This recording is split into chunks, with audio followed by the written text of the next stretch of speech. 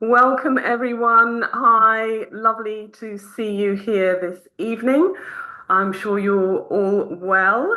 Thank you for joining this interactive and engaging workshop. This evening, we're just going to be touching on the surface of this topic. We've got an hour, and it's actually jam-packed with lots of information for you to start your stress management journey. So you'll need pen and paper if you've got it, or even a device. Lots of people like to use their devices. We're going to have some activities. Remember, I said it was interactive, so there's some activities that we'd like you to take some notes for and let us know your thoughts as well. I want to give you the best opportunity that I can for you to think about your well-being this evening. So what we're going to do is I'm going to ask you to write down your definition of well-being. So what is your personal definition of well-being? Have a second or a minute or so to think about that and let us know your thoughts.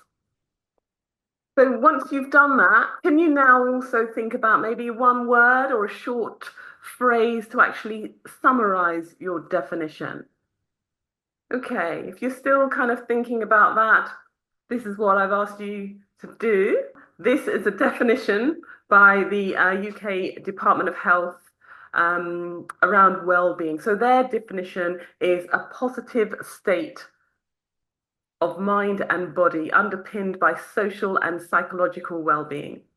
It enables and supports good relationships, improved resilience, improved health, that's meaning, purpose, and control. So, did anybody use any of that language in their definition at all? Would anyone like to share? So I did put in a very clunky way. I felt at ease, fit, fed, valued, and grateful, which wasn't as good a way of putting it as it in there. But absolutely, I really resonate with the way that it's been worded there under your Department of Health Wellbeing description. Well, it gives a sense, doesn't it? Your definition gives a sense of well-being, gives a sense of kind of, um, good well-being, feeling happiness, feeling sort of at peace. All those kind of elements are definitely being positive, having a positive mind. So that's great. Thank you for that. So today we're going to explore some of the practical techniques that can support you to decrease your stress levels and increase your well-being to prevent burnout. Does that sound good? Fabulous. So a bit more about me. I'm an executive wellbeing coach with a background in creativity and business. I'm the CEO and founder of Glow Consultancy London, where I primarily support women in management to develop wellbeing practices for a better work-life balance. I saw that there were some men in the room, so they might join us later. I also worked with gentlemen as well. So I deliver one-to-one executive team coaching, facilitation, and training. And I also equipped organizations to go from stress to success with tools to enhance their mental fitness, productivity, and resilience. So I'm actually a neuro-linguistic programming practitioner, master practitioner. That's basically understanding the language of the brain, a positive intelligence practitioner, and a race ahead trainer. And I also have some little goodies for you as well. Book a one-to-one call with me on my website, and we can discuss how I can support you on your personal journey of stress management. And also, if you sign up for the website, you can receive the resources from this webinar and get to hear the first people to get to hear about our next events. If you're on socials, please connect with us as well. So I don't know about you, but stress affects every part of my life, my moods, energy levels, and I've actually had to learn some tools and techniques to help me on a daily basis to create some balance in my life.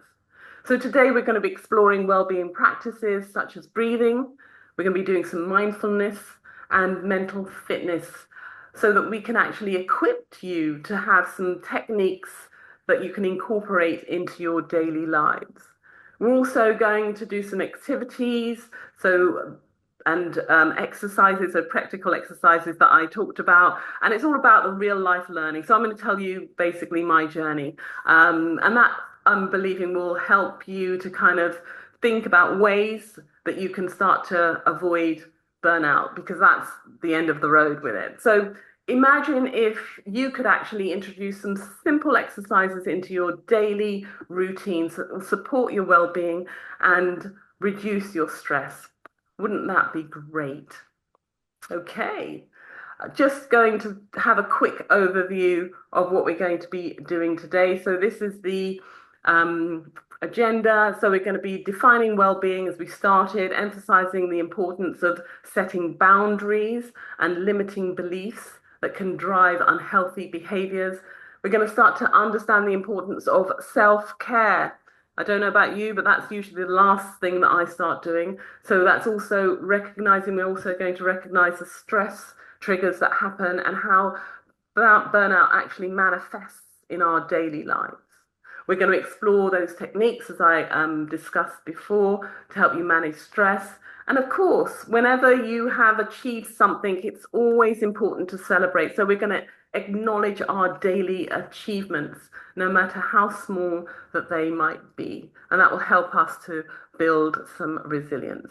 And then we're going to have a Q&A and feedback and close. Does that sound good? Brilliant, brilliant. So I used to work in the fashion industry. I had a fashion label and I would go from country to country selling my wares. Don't get me wrong, I loved what I did. But I worked from 8 a.m. till about 10 p.m. most weekdays and took work home and probably worked most of my weekends as well. So for me, that wasn't really the way to live. Exhaustion and burnout were really common for me. And it was almost like going shopping. It was that common. I wasn't really the only one. A lot of my colleagues were in the same position. They were running this race. But the only prize at the finish line was more exhaustion and more burnout.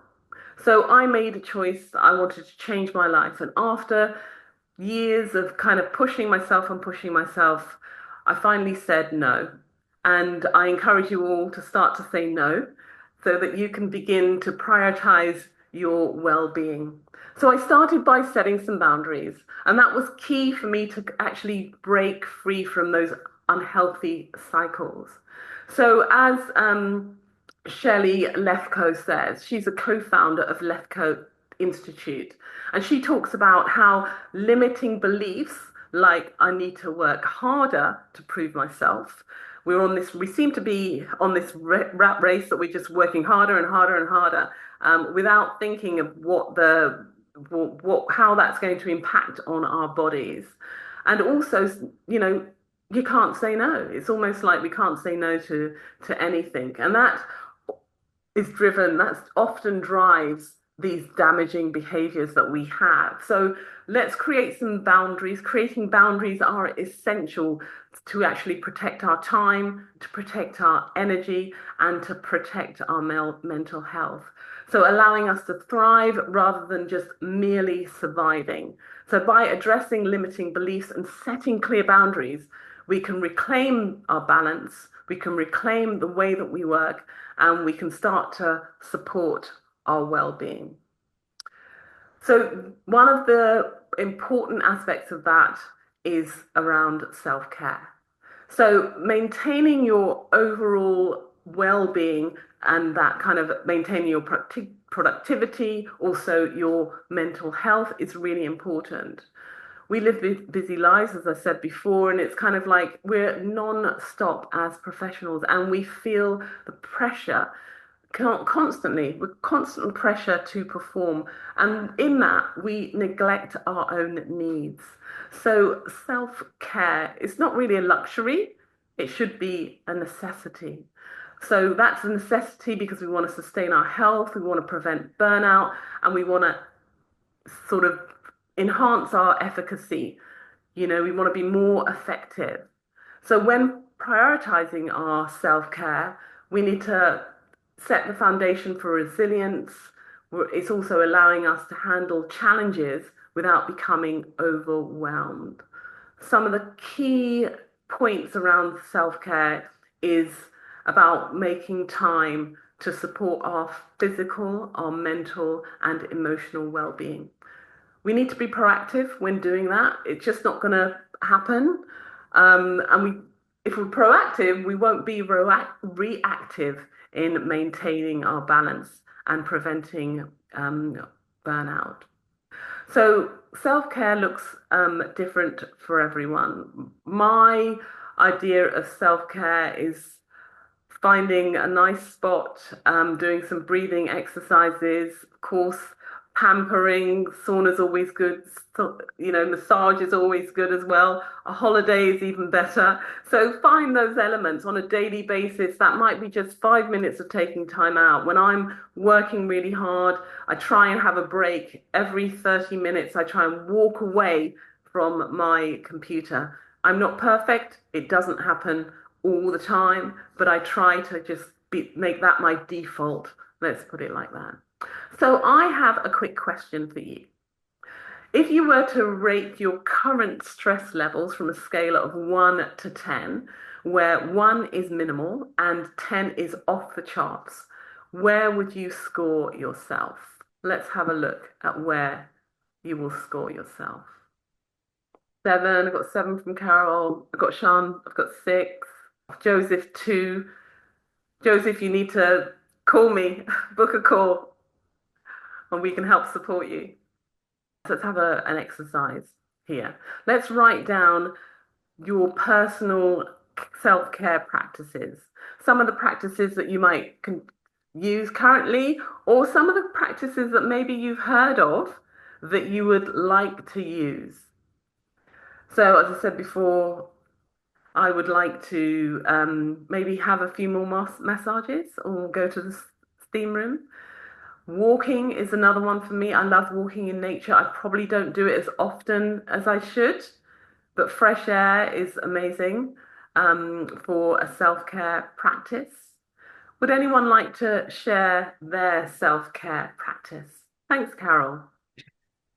So I have a number, and you've probably mentioned them already, but for me, it's being mindful and taking 2 or 3 minutes to stop and to close my eyes and to really check in with my breathing, with how I'm feeling, with what I can hear, just really be fully present for a few minutes. That always helps to rejuvenate me. Brilliant. Thank you for that. And that whole thing about breathing. So we're going to do some breathing exercises a bit later. But I love that piece about stopping and checking yourself and noticing. And when I started doing that, I found it really difficult because I'm thinking, what am I noticing? What am I trying to notice here? But being still is really important, and trying to practice that is a very important thing to do when it comes to being mindful, when it comes to your self-care, because you're almost listening to your body. And once you listen to your body, it's easier for you to find those kind of triggers that might take you on a road to stress or burnout. Okay, I can see we've got some more comments in the chat. You must be doing something right. Reflect on it. Okay, thanks, Joseph. And there's a smile from Carol. Thank you for that. Just going back to the slides. So let's have a look at some stress triggers. Oh, actually, let's have a look at this exercise here. We did talk about some of the practices. Carol actually told us that. But let's also think about what tools that we can consider as well, and how or where they manifest in our body. So I usually hold a lot of stress in my shoulders and in my neck. And when we were talking about noticing that, I think it's really important to really understand that where those stress points are and where the tension is, so that you could probably do something to relieve that. So hence me talking around the whole massage You probably won't get it on a daily basis, but that might be something to really consider. So make a note for yourself where you actually hold, where in your body you feel that tension. Where does it manifest? Okay, so let's talk about stress triggers. So stress triggers are things that might be around, including high workload. I'm sure we can all resonate with that. Unclear expectations. You might have to deal with, maybe you're in a job role and the expectations aren't clear to you, therefore you're unsure what you should be doing.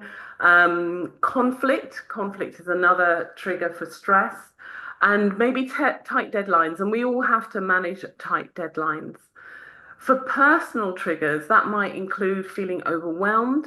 There may be a lack of control. So, usually, when I feel overwhelmed, I feel out of control as well. Or there may be some self-imposed pressures, feeling that you need to succeed quickly, so that you have things that you think that you should have at that time. And that's imposing on yourself more pressure. So knowing those pressures can help us, enable us to tailor make some approach to managing our stress. So as I said before, we were looking at breathing, walking in the park. That's one thing for me. I actually exercise. I make sure that I go and exercise at least once a week. And the other thing that I do is stretching. I stretch a lot in the mornings, only for about 5, 10 minutes, nothing more than that. But that's something that you should really think about as well. So, considering your stress trigger, what might that be? And how might that manifest for you? Just take a moment to think about that. So we don't have to divulge what they might be at this point, but it's really important to you for you to consider what your stress triggers are and how they may manifest in your body. So remember when I talked about working in the fashion industry before and how burnout, well, I just experienced more and more burnout. And it wasn't just about occasional fatigue. It's a state of chronic stress. That's how I would describe it. And that would lead to me feeling physically low, also emotionally low, and mental exhaustion. So I kind of like zoned out, if you like, to a certain extent. So the key dimensions for burnout are exhaustion, as I said before. So you get cynicism, so you'll kind of like detach yourself from your work, which I just said about the fashion, and also reduced efficacy. So not being as efficient as you can be. So for me, this didn't happen just overnight. It was gradual. It was a gradual process. And it happened when I was under excess pressure, but continually under excess pressure. And it took a while before I could find time to actually recover from that.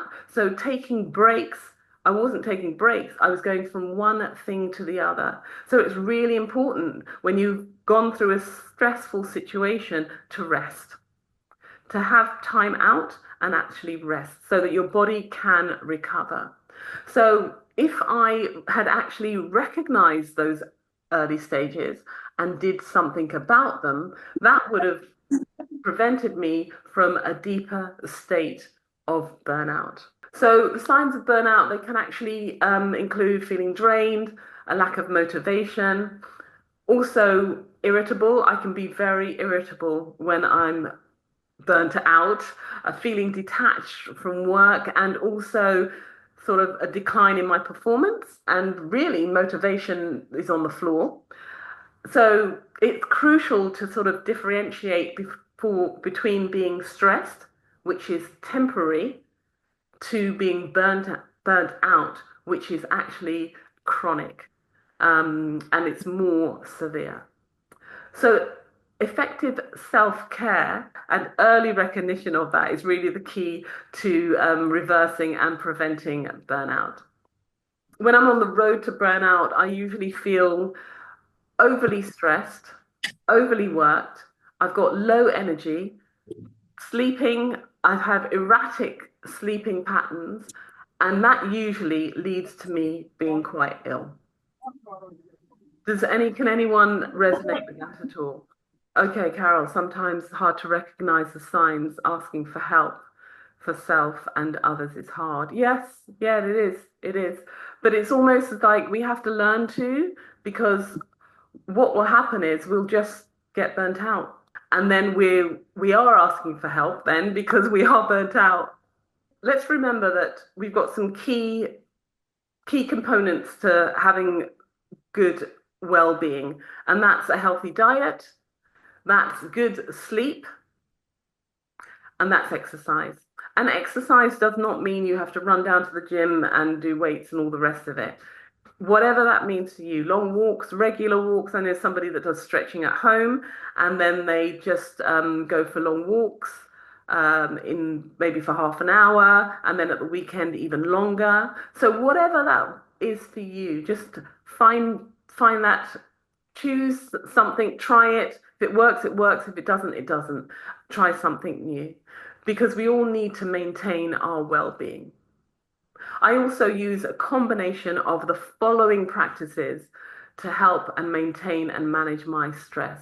But first of all, what I would like to do is to look at mindfulness so that we can get an idea for those of us who are coming to this and not understanding about mindfulness. There we go. So mindfulness, what we're going to start to do now is we're starting to look at some of the practices that we are going to try this evening. I'm really excited for you. So mindfulness is the practice of focusing one's attention on the present moment and accepting it without judgment. And can I just say without judgment? Because our brains can sometimes criticize or sometimes judge something that we're doing, and then that stops us from doing it. So let's come to these exercises, these practical tools with that in mind. So what I'd like to do is I'd like to invite you to do a mindful practice with myself, and it's called mindful body scanning. So I'm going to guide you through the practice, and it's about bringing awareness to our physical sensations and reducing tension and fostering relaxation. So I'd like to invite you to where you're sitting to, if you feel comfortable, close your eyes. If you don't want to close your eyes, just have a soft gaze towards the floor. And if you can bring your attention to your breath, just notice your natural rhythm without changing it at all. And without judgment, can you start from your toes, paying attention to the sensation? Let's look at the sensation in our toes. Are they warm? Are they cool? Is there a sense, are they tense or are they relaxed? Think about that for a second.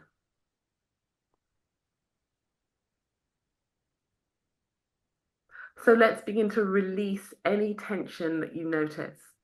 Let's allow relaxation to take over your toes. And if you're already relaxed, continue to notice any of one of those sensations, warm or cool as well.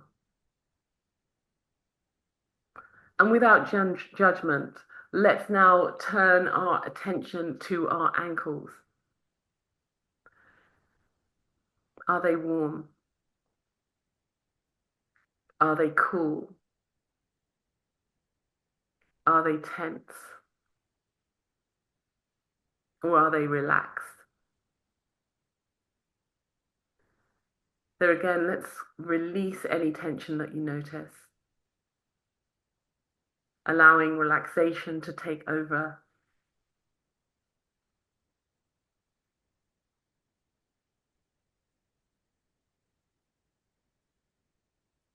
Turning our attention to our legs. Let's do the same again. Let's consider whether our legs are feeling warm. Are they cool?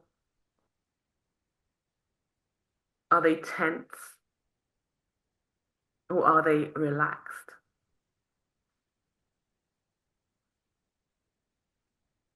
Let's release any tension that you notice, allowing relaxation to take over.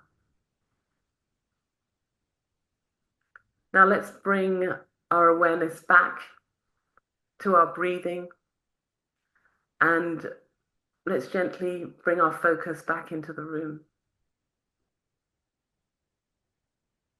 And when you are ready, please open your eyes. Now, that was really just a taster of body scanning. We've only got a certain time today. So that's a taster. We could have gone to our hips, we could have gone to our back, we could have gone to our shoulders. There's more body scanning that we could have done. But in that short time, has anybody got any thoughts? Do you feel a little bit more relaxed? Did it work? Did you notice? Did you actually even notice? Because the first part of that is just noticing the sensations. And sometimes we've got such busy minds that it's even difficult to do that. Yeah, for me, it was it's bizarre, isn't it? You start thinking, well, your mind's thinking, you keep bringing it back. And then when you actually start focusing on one part, you can almost feel other parts of your body relaxing down at the same time and just letting go. So, yeah, I felt really rejuvenated. Thank you. Brilliant. Brilliant. That's good. And practice makes perfect. This is just a few minutes of trying something out that you've not tried before.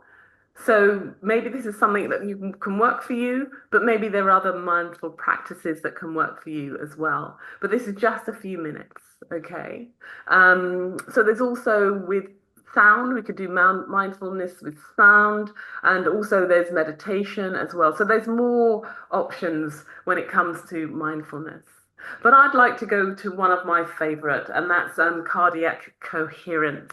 And that's a form of breathing that can support you to reduce stress. And I use this one all the time. As I said, it's my favorite. So I'd like to invite you to try it as well. So cardiac coherence breathing it's really simple and it's powerful. It's a breathing technique that helps to harmonize your heart rate with your breath. This practice balances the autonomic nervous system and reduces stress. It promotes, emotional well-being, and its common use is to improve focus, to reduce anxiety, and support overall heart health as well as mental health. So in a minute, I'm going to invite you to join me in cardiac coherence breathing. Okay, so what we're going to do, it actually involves breathing at a pace that aligns with your heart rhythm. So typically that's about 5 to 6 breaths per minute, which is the optimal rate that most people enter a state of heart to brain coherence. So that means basically the heart syncing with the brain. So we're going to actually try that. Can I ask you again to sit comfortably in your position, your chair, your back straight and your shoulders relaxed? Can I invite you to, excuse me, close your eyes if you feel comfortable, or just maintain that soft gaze towards the floor. Rest your hands either on your legs or your lap or by your side, whatever's most comfortable for you to do. And by simply bringing your attention again to your breath, just breathe naturally at this point and observe the sensations of the air moving in and out of your nostrils. So pay attention to the rising and falling of your chest or abdomen as well as you're doing that with each breath. So in a minute, we're going to inhale for the count of 5 seconds and exhale for the count of 5 seconds. So we're going to create that smooth movement and consistent rhythm. So I'll count you in and count you out. So let's start inhaling deeply through your nose. Let's count 5 and then exhaling 2, 3, 4, 5. Let's inhale again on the count for 5, 2, 3, 4, 5, and then out again for the count of 5, 3, 4, 5. Inhaling in, focus on filling your belly and your lungs with air, and then exhaling through your mouth or your nose. Let's do that one more time. Breathing in, 5, and then exhaling out, 3, 4, 5. Brilliant. Now let's return to our natural breathing rhythm and slowly bring our awareness back into the present moment, noticing your body, how it feels. Let's open our eyes and let's see who feels more relaxed and calm. Great. That is my go-to place. I do that when I'm feeling a bit wound up, stressed. I do that before some meetings where I know there may be a few difficult conversations to have. And I just naturally do that in the morning as well. It just calms me, ready for my day. One last exercise that I'd like to take you through is called focused mental practice technique, aka positive intelligence, PQ for short. And that concept was developed by Shazad Shemaine, and it revolves around the idea of strengthening your mental muscles, and I'm all about that so that you can manage your stress. It allows you to improve your focus, increase your resilience, and it's based on the idea that you have two types of mental muscles. One is your saboteur. So these are the negative thoughts and patterns that cause stress, doubt, and anxiety. And the sage. The sage is the part of your brain that encourages you to be curious, to be creative, and just have some positive actions. So positive intelligence helps you to quiet the negative saboteur and strengthen your sage mind and allows you to manage stress more effectively. So the goal is to increase your PQ, which is a measure of the balance between your sage and your saboteur responses. So literally your sage, your positive side is going up, and your saboteur, which is, if you want of a better word, your negative side is going down. So let's have let's try a quick exercise with our PQs. So there again, if we can all sit comfortably, and I'd like to invite you to close your eyes again or have a soft gaze towards the floor. Let's take a deep breath in just to settle ourselves and then just return to normal breathing. And let's bring to mind a recent stress-producing thought or worry, something that may be causing some sort of tension for you. And if we can label that thought as a lie or just an exaggeration from the saboteur brain, understand that it's not an absolute truth. Let's label it as that. And then repeat to yourself in your head, this is just a thought and not the truth. And let's sit with that and mentally detach from it for a second.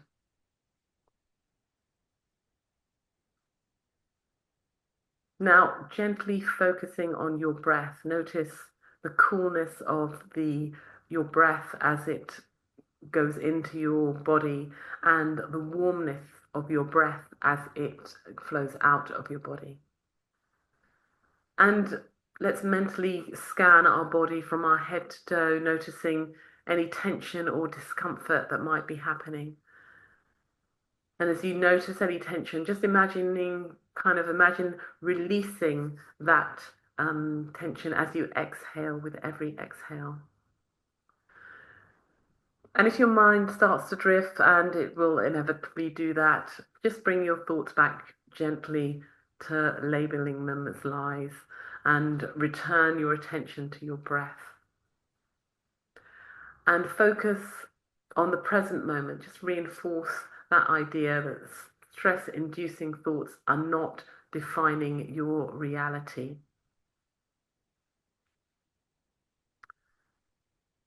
Thinking of that, let's think now of a small task that you've been avoiding. That might be that phone call, that might be that email, or it may be a simple errand.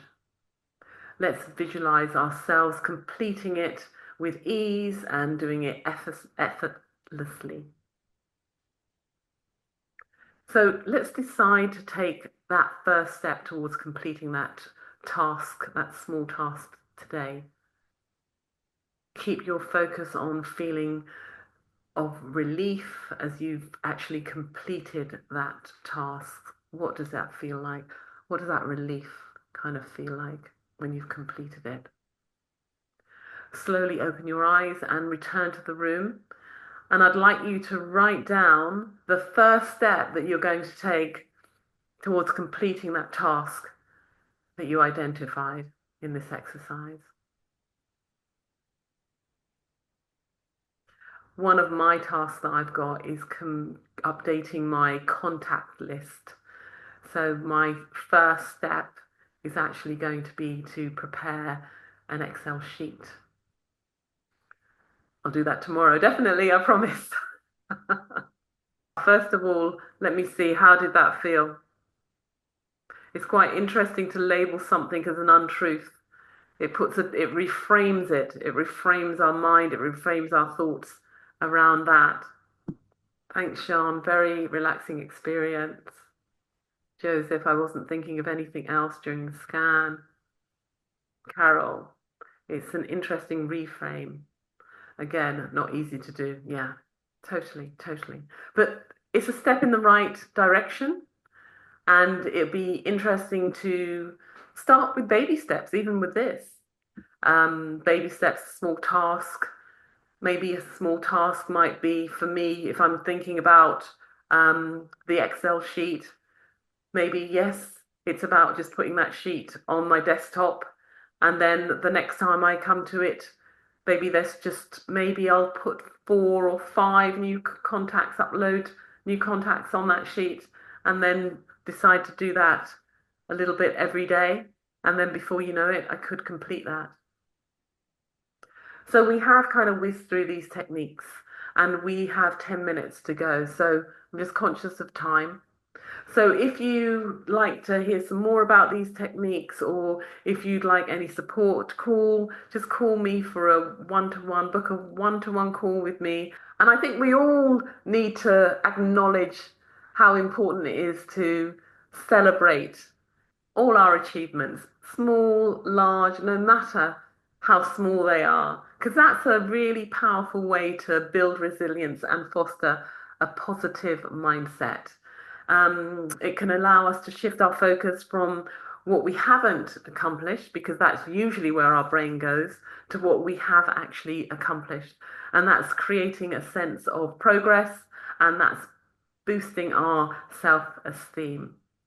So whenever I complete a task, I have this really nice orange fluorescent pen, and I tick it off, and it gives me a happy sense of achievement and happiness.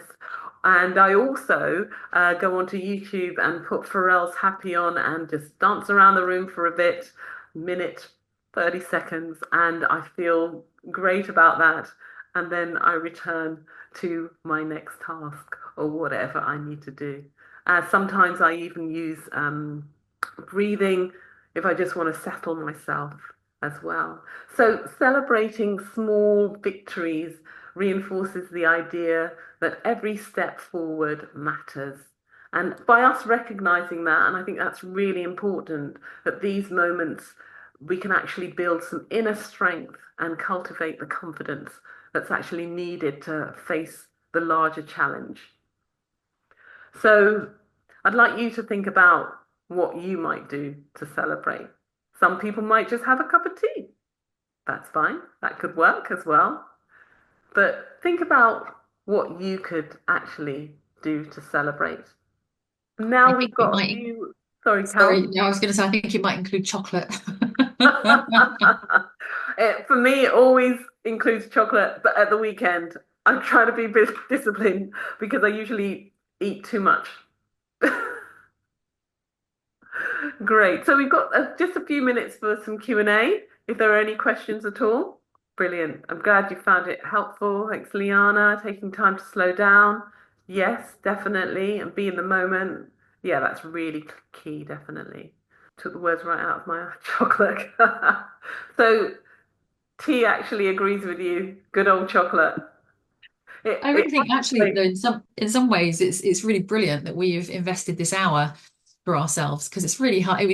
Earlier on it was like, oh, I'm so busy, I've got so many other things to do. Maybe I just won't go, maybe I'll just send Maria a little message saying, sorry, I've got other stuff. And I'm so pleased that I did carve out the time. It's yeah, really valuable. Thank you so much. Oh, brilliant. Thank you so much. That's great feedback. Really, really good feedback. There's a lovely feedback form I've got for you to complete. It would be great for you to take a few minutes before we close today to complete the feedback form. Okay, so can I say thank you for completing that? If anyone has any comments that they'd like to say about this evening, it'd be great to hear your thoughts. Thank you so much for joining our workshop today. We've delved into some strategies to enhance your resilience and to better manage your stress. And I'm believing that's built for you a positive mindset going forward. And what are your next steps? Please look over your notes, look at some of those techniques, see what you can use and try them out. And just when I first started breathing, I did a minute. And I tell you, that was the longest minute of my life when I started breathing. But now I can do 10 minutes and longer. So whatever works for you, please find the best techniques that work for you. And if you have any questions and you'd like to talk to me about stress management, please contact me, book a call with me. And all that's left for us to say is thank you for attending, thank you for being engaged, and we look forward to seeing you again. Have a really good evening.